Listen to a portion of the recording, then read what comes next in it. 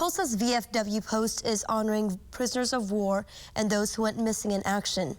A National Recognition Day takes place every year on the third Friday in September. News on 6's Ryan Gillen tells us how the post remembered its missing heroes. The ceremony honored and remembered the men and women who endured hardships as prisoners of war and the missing in action who are still unaccounted for. More than 1,300 Oklahoma soldiers are unaccounted for from World War II and the Korean, Vietnam, and Cold Wars. All right, group attention. Joshua Starks and other members of the Tulsa VFW post are making sure those troops are not forgotten. The 30 names of Oklahoma service members who were left behind from the Vietnam War were read aloud. Woodworth, Samuel. And repeated twice. Starks served in Afghanistan and is glad those soldiers are being recognized and honored.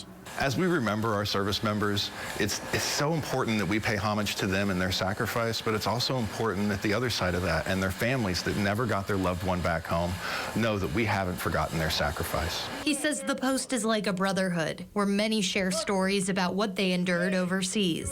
He says he can't imagine what it was like for those who served in Vietnam.